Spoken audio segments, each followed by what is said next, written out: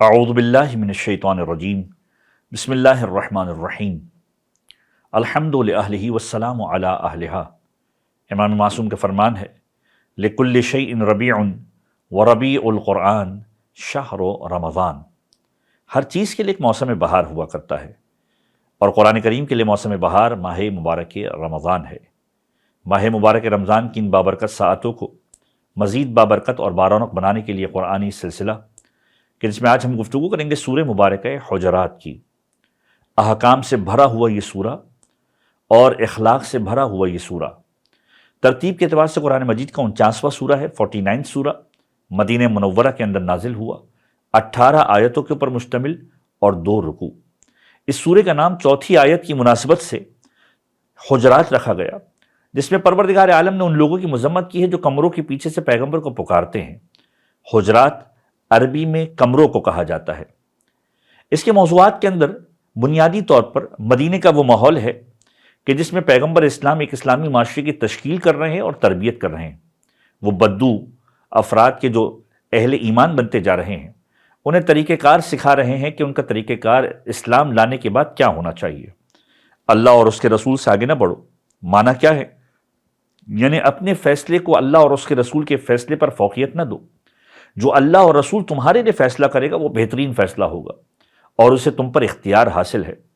رسول کے سامنے اپنی آوازوں کو اونچا نہ کرو، رسول کو عام لوگوں کی طرح نہ پکارو، اور فاسق لوگ جب خبر لے کر آئیں تو اس کی چھان بین کرو۔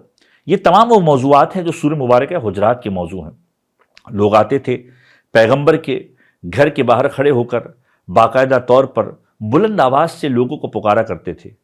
پیغمبر کے سامنے اپنی آوازوں کو اونچا نہ کرنا، فاسق کی خبر کو نہ مانا جائے۔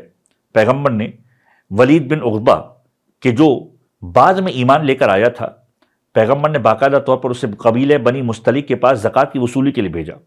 زکوٰۃ کی وصولی کے لیے گیا اور ابھی پہنچا بھی نہ تھا کہ اس پر خوف طاری ہوا قبیلے کا، اور واپس لوٹ آیا اور پیغمبر کو آ کر کہا کہ یا رسول اللہ وہ زکوٰۃ نہیں دے رہے۔ پیغمبر رنجیدہ ہوئے، قرآن کی آیت نازل ہوئی، اے حبیب اگر کوئی فاسق ایسی خبر لے کر آئے تو فوراً یقین نہ کریں، چھان بین کریں۔ معلوم ہوا کہ در حقیقت وہ شخصیت آگے گئی ہی نہیں تھی۔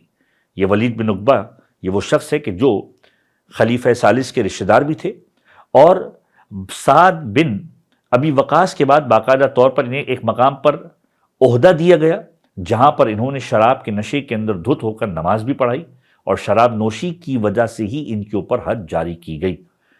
قبیلہ بنی غنیم کے کچھ افراد، 70 کے قریب افراد، وہ افراد جو پیغمبر کو دیکھ رہے تھے روزانہ کی بنیاد پر مدینے کی مسجد میں، پیغمبر کے گھر کے باہر کمرے کے پیچھے کھڑے ہو کر بار بار پیغمبر کو پکارتے تھے، اے محمد اے محمد گھر سے باہر نکلے، ہمیں کچھ بات کرنی ہے۔ پروردگار عالم نے ان لوگوں کی مذمت کی کہ پیغمبر رسول خدا ہیں، ایک پروٹوکول ہے، ایک احترام ہے، لہذا پیغمبر کو اس انداز سے نہ پکارو۔ اور اس کے بعد اس سورہ نے باقاعدہ طور پر اخلاقی تربیت کے اور شریعت کے کچھ قوانین کو واضح طور پر بیان کیا۔ لوگوں کا مذاق نہ اڑاؤ، لوگوں پر طعنہ زنی نہ کرو، برے ناموں سے ایک دوسرے کو نہ پکارو، بدگمانی سے پرہیز کرو، اور جاسوسی نہ کرو کسی کی، اور غیبت سے منع کیا۔ ایمان اور اسلام کا فرق کیا ہے؟ فرمایا ایمان اور اسلام ان دونوں میں فرق کیا ہے؟ اسلام پہلے ہے، ایمان بعد میں ہے۔ رسول خدا صلی اللہ علیہ وآلہ وسلم فرماتے جو شخص سورہ مبارکہ حجرات کی تلاوت کرے گا اس کا شمار رسول خدا کے زائرین میں سے ہوگا۔ امام صادق علیہ الصلوۃ والسلام فرماتے ہیں اگر کوئی شخص اس سورہ کو لکھ کر پانی میں ملا کر عورت کو پلائے اس کا حمل ساقط نہیں ہوگا، اور خدا کے حکم سے ہر خوف و بلا سے وہ محفوظ رہے گی۔ پروردگار ہم سب کو قرآن کریم کو پڑھنے اور اس پر عمل کرنے کی توفیق عنایت فرمائے۔